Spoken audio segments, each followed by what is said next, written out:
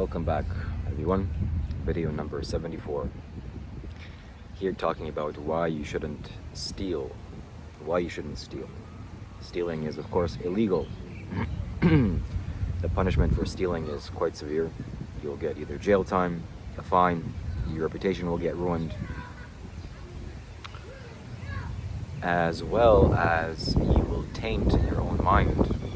See, anytime you do an action that adds to your personality, it clouds who you are, it adds color to your character, whatever action. And a really sensitive person can perceive that in you.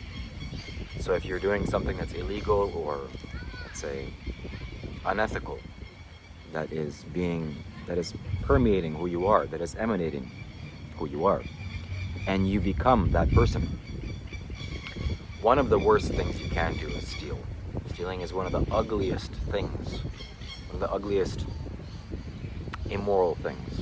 Of course, killing is wrong, but there's a kind of a power to killing. There's you could say even a nobility sometimes. It can be that way. Also with lying, there's a deception. It's also a different kind of a bad deed.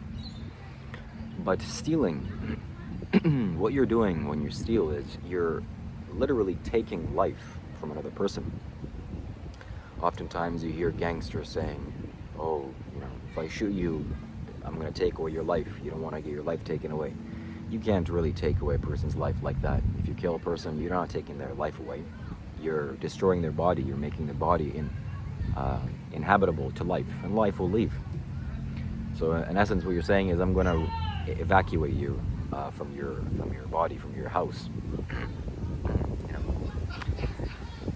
I'm going to write you an eviction notice, and you're going to have to leave your house forcefully. Whereas if you steal things from others, even if you're stealing from a company or a family or whoever you're stealing from, essentially you're taking away that person's life. If you're stealing food, of course, that's a very obvious thing. You're taking away that person's life because now that person has diminished resources and can't survive as well. But even if you're taking things from these big corporations, a big store like, the stores that get robbed or have a lot of theft. You're taking away from, it's not as obvious as stealing from a family, for example, but you're still taking away from the livelihood of the people that work, even if they have millions of dollars, or they deserve it. And it's not your place to think that, Robin Hood type scenario where you think that a person has too much and you should take from them. That's incorrect. That's wrong. I know people rob from Amazon because they're a gigantic company, and you may think, okay, well, this person has already too much. What's the problem of me taking? Well, the problem of you taking is that you become a thief. Even if you take once or twice, the mentality of thieving is so coarse, it's so ugly, it's disgusting. It's the most disgusting thing. Because, first of all, you have to have the wrong belief, or the wrong idea, the wrong view, that there is scarcity, the scarcity mentality. There's not enough resources or whatever on the planet, and you have to take. Whereas the truth is, the reality of this is that there is abundance. There is abundance of natural resources on the earth. And if one particular resource gets exhausted, gets consumed, eaten up, then God will provide more, or different circumstances will present themselves where you won't need that one resource. Something new will come. That's just how nature works if you're, living a life in accordance with the law. But thieves don't look at it that way. They take from the pile that's already been created instead of creating something new for themselves. So take matters into your own hands, use your creative force, and create something new instead of taking from what's already been created. As you can see, there's the ocean behind me. I chose a different theme today. And this is the second part of this mini-series of morality.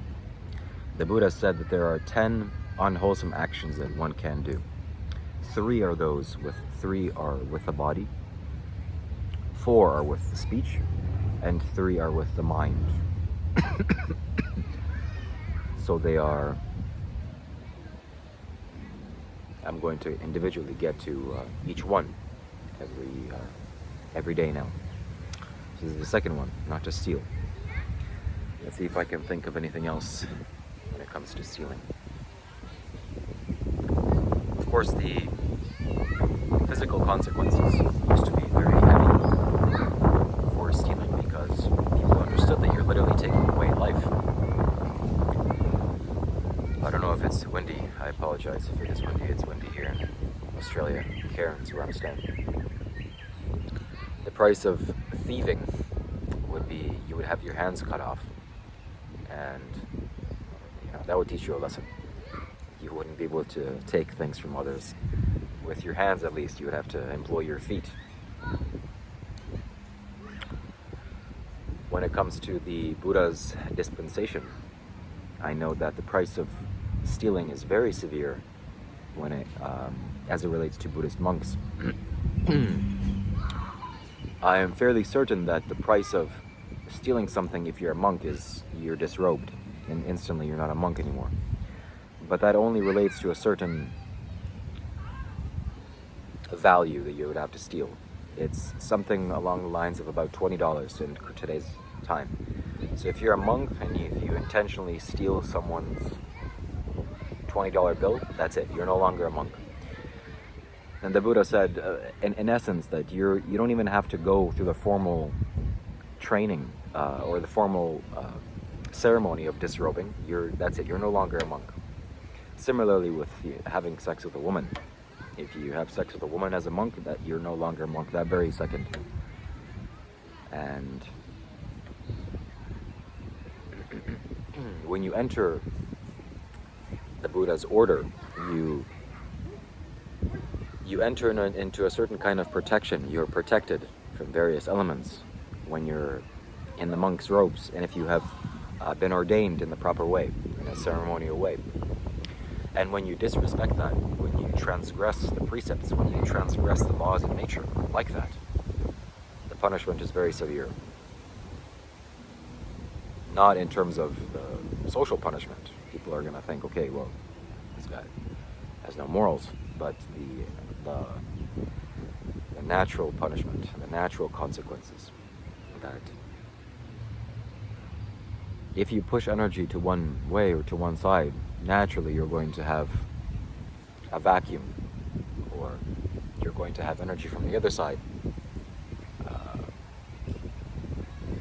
attack you, for lack of a better word. So the universe to me is like mathematics.